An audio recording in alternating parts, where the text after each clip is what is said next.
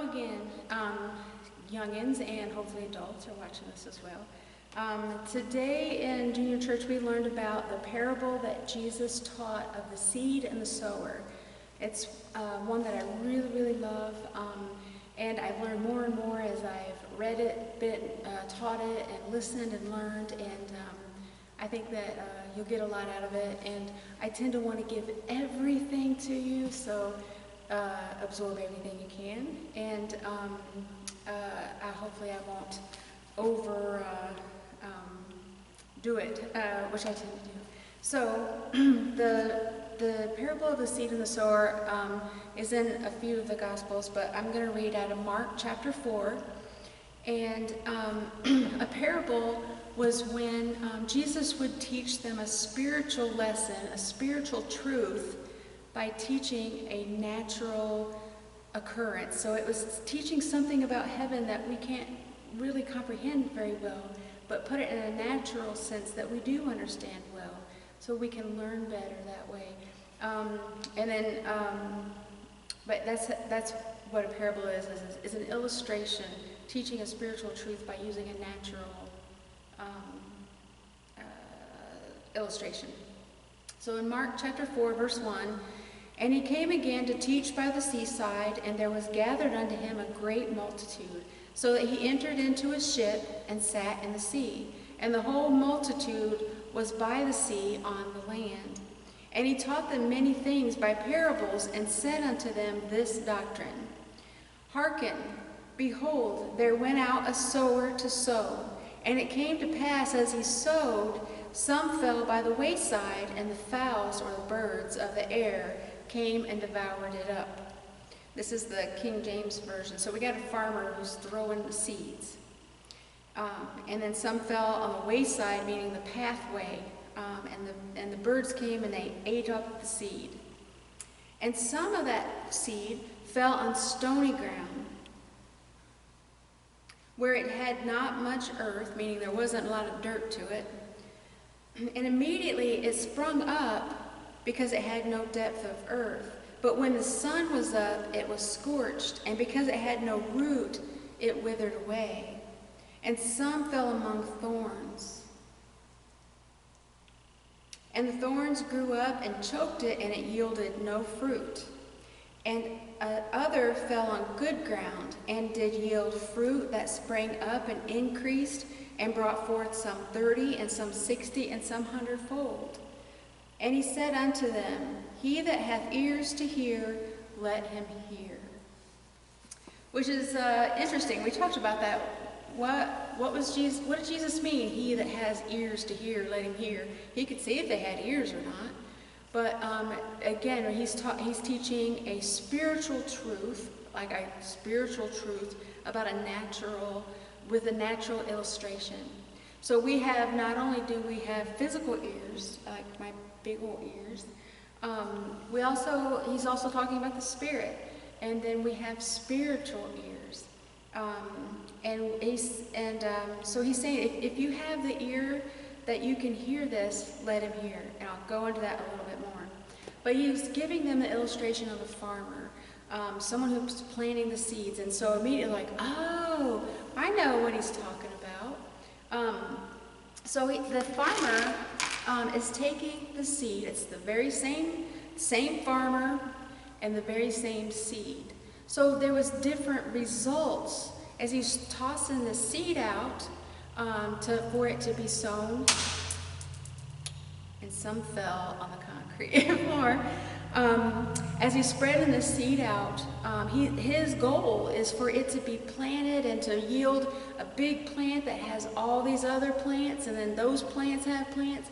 That's the goal. But as he's tossing the seed, some of it landed on these different kind of grounds. So the same sower, same seed. The problem, and then some didn't plant at all, and some they did, but they didn't grow up and they never did produce plants. And then some grew up, and some of those plants that fell on the good ground, they had plant and they had all these seeds, and then some did better than others, but they were all in the good ground. So the only variable in the story is the different kinds of soil. And that's what we're going to talk about. first we're going to talk about it in the natural, and I might have to do a separate video because I know I will go on and on and on and on and on and on and on and on and on. And then we'll talk about what he was talking about in the spiritually. What was he talking about spiritually? What was the point of giving them this? He wasn't just telling them how to farm. So, and the first thing was that he went for, first of all, we talked about the different kind of seeds, and I have here I got some regular soup bean seeds, which will make a very good soup here very soon. And then there are pea pod seeds that I got from the Jolly Green Junction. Thank you, Sue. We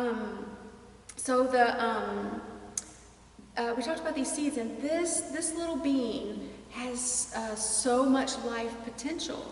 And we talked about how many plants, how many beans are going to come from this one little plant. And it all depends upon it.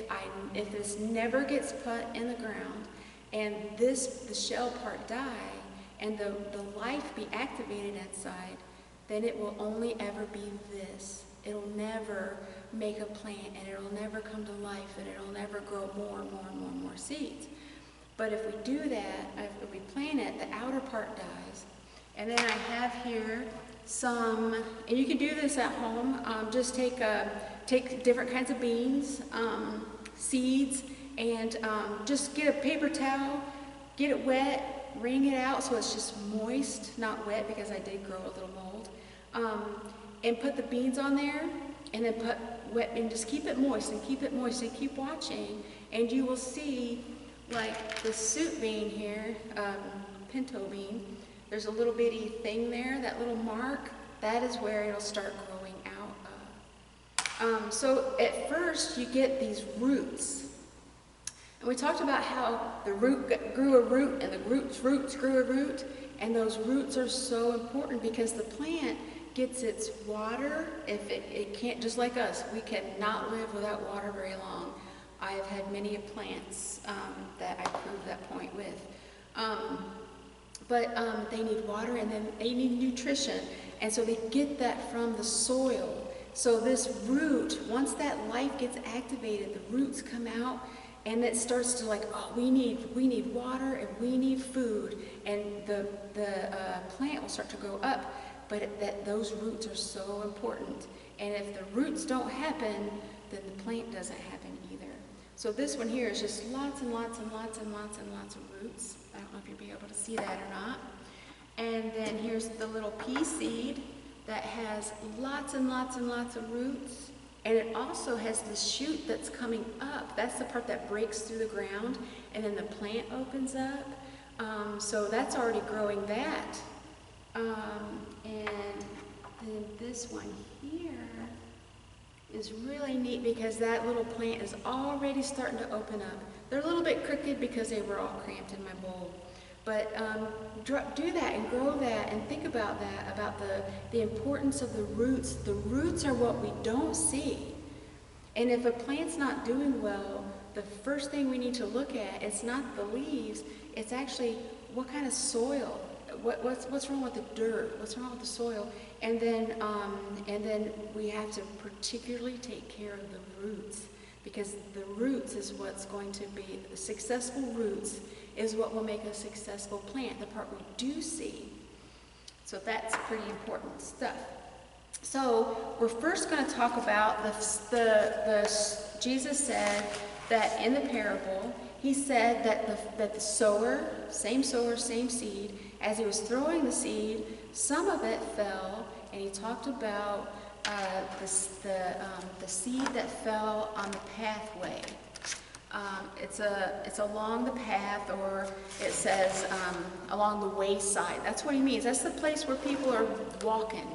It's the place that, and this dirt really doesn't do a great job of that because it has potting mix. But so I was talking about how hey Fred, how are you doing? Oh, I'm doing great. Hey, did you go bowling last night? And so they're all walking down the path, and they're walking, and that dirt gets packed and packed and packed. And we talked about how these little roots, they're so fragile, they can just easily oh, that one fell and I didn't even pull on it. So these little bitty roots are fragile, and they have to get through that dirt. Well, if it's all packed down, it's just going to sit on the top, and it might get a little bit going. However, in the parable, Jesus said that the seed that fell on the pathway or on the wayside, that the birds came and ate it up. And so the birds were kind of hovering around. He sees the sower, they see that seed, and they're like, breakfast time. And so it fell on the wayside, and it couldn't be buried up. It wasn't buried up where the birds didn't see it or couldn't get to it. And the birds came and they swiped it right away. And then he talked about the seed that fell. He actually went next to the stony ground. So the sower is sowing his seed, throwing his seed, and some of it fell on the thorny ground. And the stony ground. And this here stone was stolen. That's a whole nother story. Some of it fell on the stony ground. And Jesus said that not much soil, because you can see that we've got some dirt in there. There's some dirt is around, but there's a lot of rocks. And so it can start getting a little bit, it can be hidden from the birds, and then the roots can start going down a little bit. And Jesus said that it sprang up quickly, and without depth of soil, those roots couldn't get down deep enough. The sun scorched the plant. Because they had no root, they dried up and withered away. And so that's what happened to the seed that was on the stony ground. And then he next said that some of that seed that the sower threw, that the sower was sowing the seed that he was throwing, it landed in thorny ground. Now I don't have thorns, but I do have. If these were all also thorny, but we have this like brush. I took these from my dog Molly. She says she hopes you enjoy the lesson. So imagine if these were all thorny and that plant gets down in there.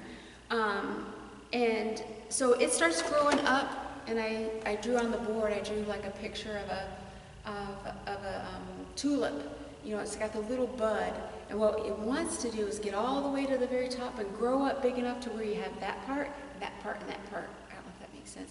But a full, opened up tulip, and that's the goal. But the problem is those little tulip, the stem is very fragile, and the nutrition and the water from the root goes up the stem, and that's where the part that the pretty flower that we focus on, it has to go through the stem up into that flower, and without the root and the stem, that flower is not going to bloom. And so what happens is it's growing up among the thorns, and the thorns are sharp, and it starts to grow up, and it rips the stem, and the stem dies, and it never does grow into a tulip. And then the very last soil that Jesus said, he said the sower, when he sowed the seed, some of it fell on good ground. And he said the good ground, some of it yielded 10 times more, meaning that little plant grew up, and it fully bloomed, and it made seed. Because we said, okay, so we have one plant here. If we have that one tulip grow up, and then all flowers will die, what happens when it dies? How will there ever be more tulips there? And it all is in the tulips. God made every plant that God made. He planted it with the seed inside of itself. So that little tulip had seeds inside of it. And so then when it blossoms and it lives its life and then it dies, those seeds fall to the ground.